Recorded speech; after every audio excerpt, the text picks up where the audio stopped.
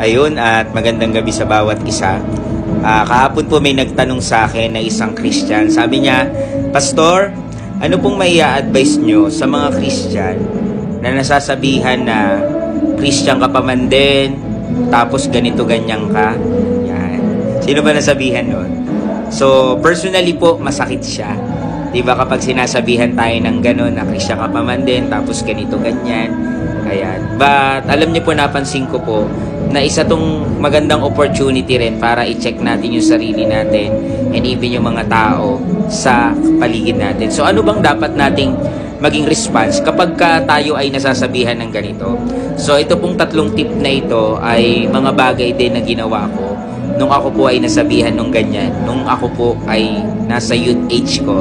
So ano ba yun? Una is I check my testimony. So napakahalaga po na i-check natin yung testimony natin kasi minsan kaya po tayo nasasabihan ng ganun is because may mga bagay tayo na dapat nakikita sa isang Christian na hindi nakikita.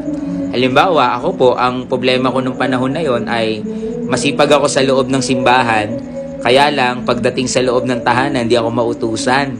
So, nakakasakit yung sinabi sa akin, but binago ko po yun, yung mga bagay na yon na alam ko na dapat kong ayusin.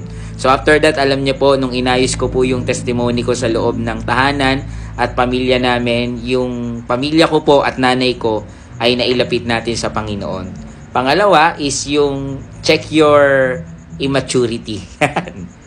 Personally po, minsan, yung mga bagay na napupuna sa atin ay dun yung mga part na kung saan immature pa tayo. Kaya nga po napakahalaga sa mga panahon na ganito ay baka kasi kaya ito ay na-allow din ng Panginoon ay para mag-grow tayo doon at maging matured pa. So imbis magtampo tayo, tignan natin saan ko ba, Lord, kailangan pang magbago. So ginawa ko po yun, and lastly I pray. Yan. Ako po ay nanalangin. Yan. So pinanalangin ko po that time talaga. Una is yung mga tao na gumawa sa akin ito. Dahil imbis na gumante, pinanalangin ko na lang sila. Kasi nga, unang-una, hindi naman sila Christian. At tayo ang mas nakakaintindi. Pangalawa, I pray for myself.